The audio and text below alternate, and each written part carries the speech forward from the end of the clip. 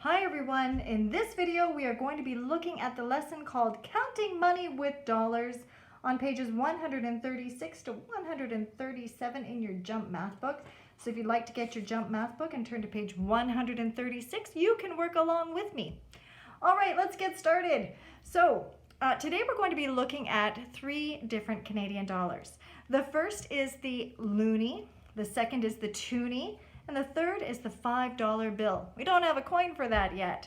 Okay, so for the loonie, a lot of you might already know this, but it is worth 100 cents, and 100 cents is equal to $1. The toonie is worth 200 cents, and that makes sense, right? Because a toonie is two loonies, basically. So a toonie is worth 200 cents, which is worth $2. Now the $5 bill is worth 500 cents, which of course then would be $5. Because if you think about the pattern here, every loonie or dollar is 100 cents. So if there's $5, there must be 500 cents. Do you see the pattern here? Because there's patterns everywhere.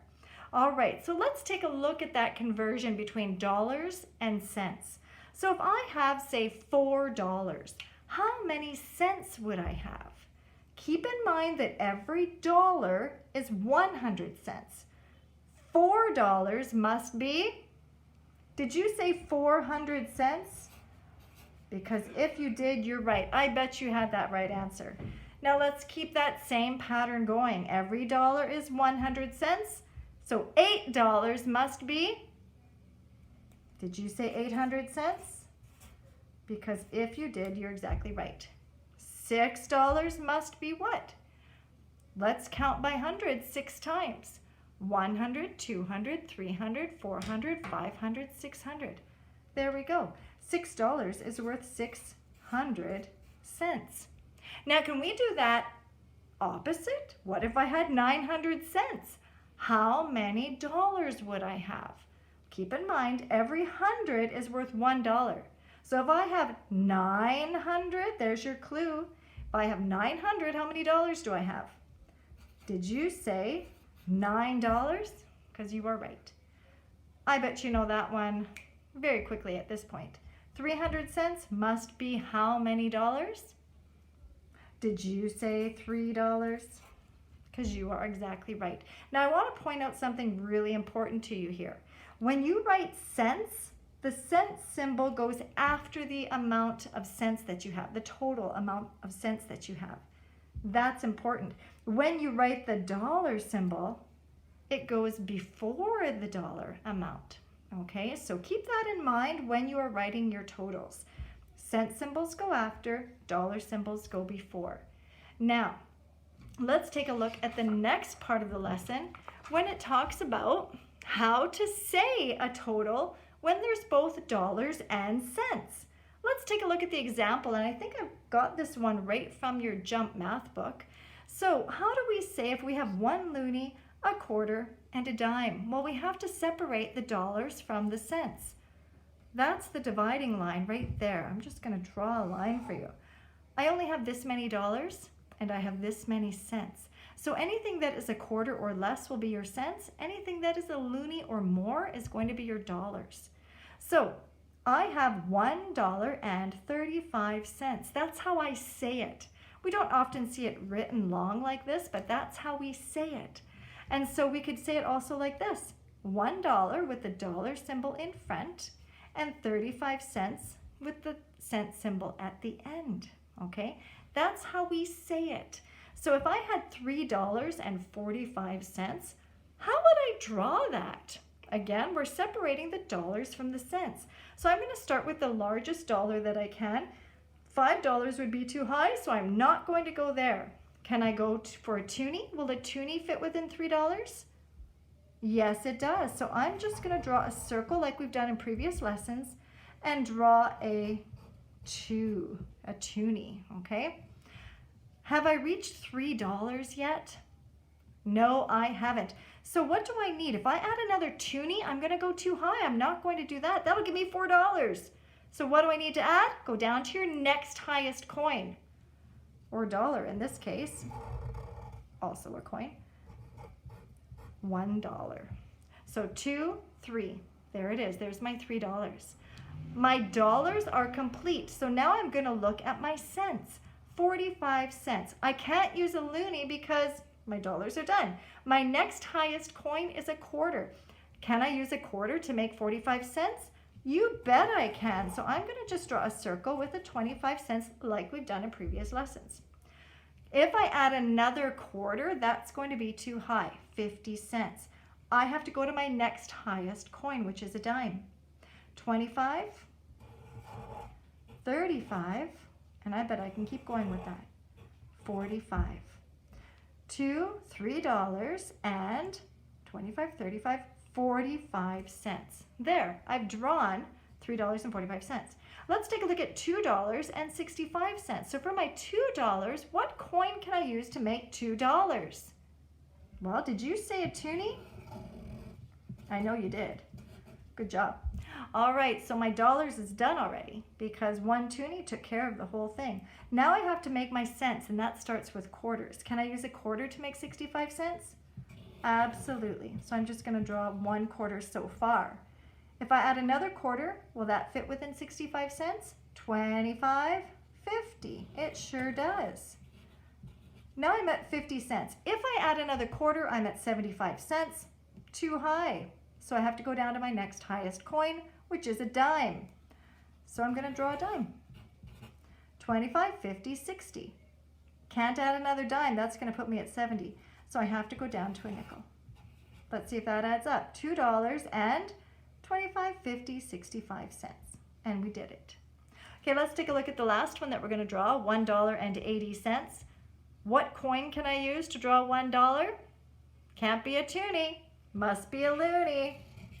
So we simply draw $1. Now our dollars are done already. 80 cents. How many quarters can I fit in 80 cents?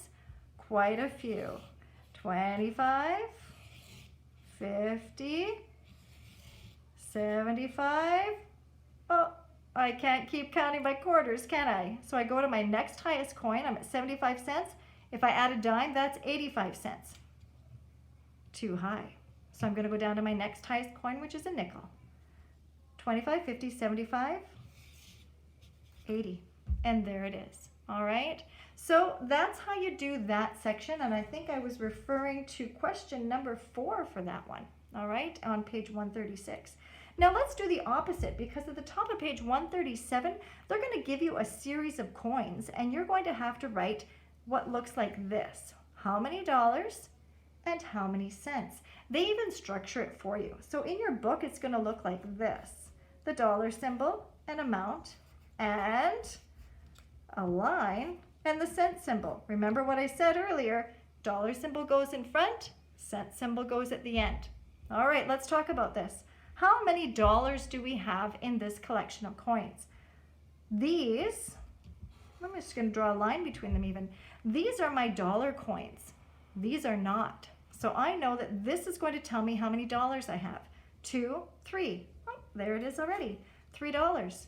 Now I can count my cents. 25, 50. I have 50 cents. That's what you're going to do for question number 5. You're going to look at to see how many dollar coins you have, how many loonies, how many toonies, and possibly how many $5 bills, and write them beside the dollar symbol. Then look to see how many quarters, dimes, or nickels you have, and then write it in the cents section. All right, let's try that one more time. I just have one more for you. I have a, what's this called? That's right, it's a loonie. And then 3 dimes. Where would you draw the separation between dollars and cents? Would you draw it right there? Because if you did, you were right. All right. So again, in your book, it's going to look like this. How many dollars and how many cents do I have? Well, 1 loonie is simply $1. That's it. Then I have 3 dimes. What are we going to count by? Did you say by 10? 10, 20, 30. You're right. So we fill in how many cents we have. I have $1.30. Now for the last question on page 137, you are going to do a question that says write the value of the missing coin needed to make the total. So I give you a total here, $2.35, and I give you a series of coins with 1 circle at the end that is blank, because you need to draw what is missing. It's kind of related to that activity we did the other day with the what coin is missing. All right, $2.35. Well, let's count what we have. $1. Oh, no more dollars. $1.35. I've got $1.35. What is missing? Did you say a loonie? If you did, you were right. $2.35. I filled in the missing coin. Now you might look at this little circle and think, oh, it can't be a loonie because the circle's too small, but that's okay. They just used the same size circle for each question. It may look small, but you can put a toonie in there, a loonie in there. It all depends on what you need.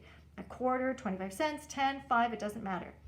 For this one, it says we need $6.50. I've got a $5 bill and 2 quarters. So let's see what that adds up to.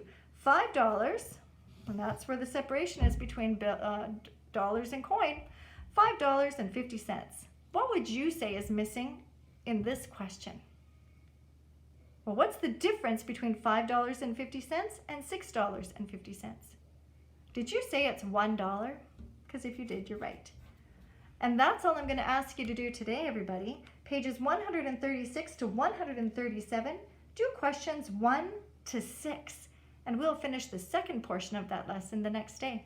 Okay, everybody, enjoy. You can work along with me, and I hope you get it. Okay, have a good day. Bye.